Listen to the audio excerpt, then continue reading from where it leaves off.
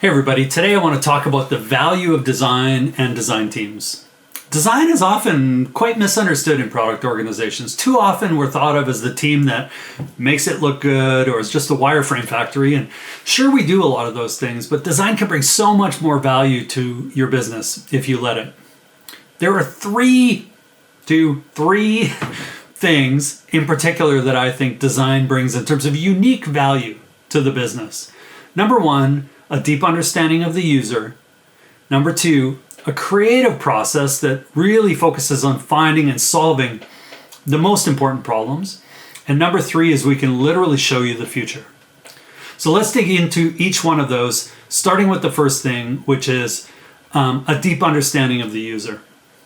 And there's an important distinguish that I'd like to make right out of the gate is that I'm talking about the user, not necessarily the buyer. Sometimes they're the same, but often when it comes to enterprise software, they're not. Think about your own experience. If you've worked at a large company, you've probably had to use clunky software that somebody else decided to buy and you had no choice but to use. Not all software sucks. In fact, some of the tools are quite intuitive, but guess what? Those are the tools that probably had design teams working on them, thinking about and caring about the people who were using them. It's also worth noting that when we're talking about understanding user needs, we don't just go out and ask people what they want. We use some very specific research techniques that help us uncover the actual needs of customers.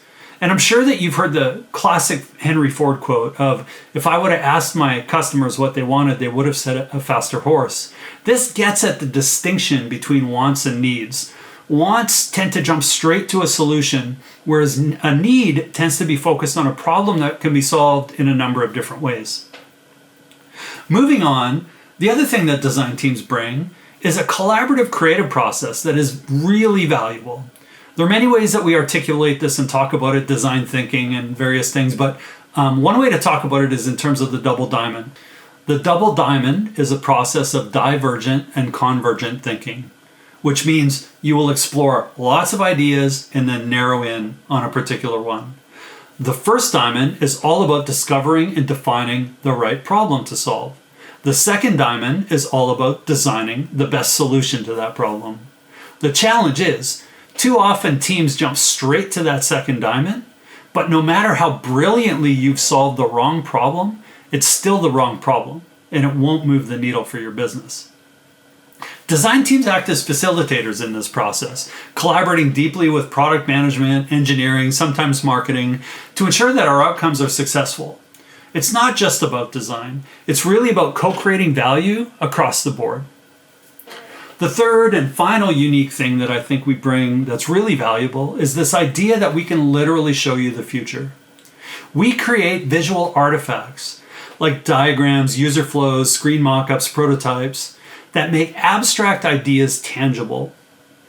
Think of it like an architect blueprint and elevation drawings. These artifacts help everybody align on what the future will look like before we invest in building those things.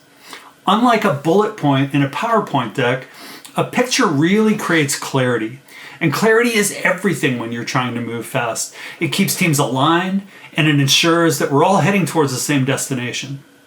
So how does this show up in practice? Well, in its simplest form, a designer should be weaving these principles into every project. They should be asking basic questions like, hey, do we know really who we're trying to solve for?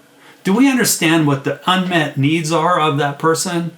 And have we explored enough solutions to really find something that's truly innovative?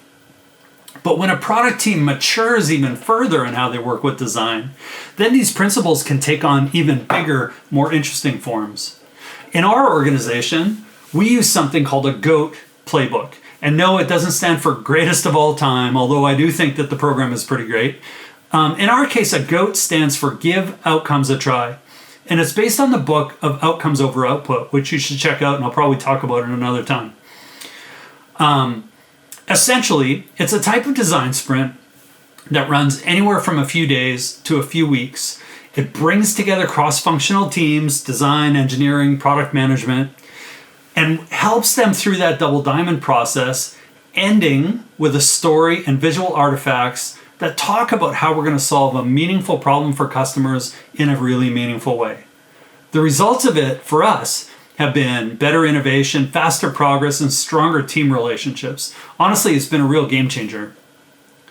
So as I wrap up, let me leave you with two things to think about, two questions essentially. If you're a designer, I ask you, are you getting a chance to exercise these unique skills? And if not, what's blocking you? If you need help, feel free to reach out. I'm happy to talk to you. If you're not a designer, did you even know that your design team can do all this? Talk to them.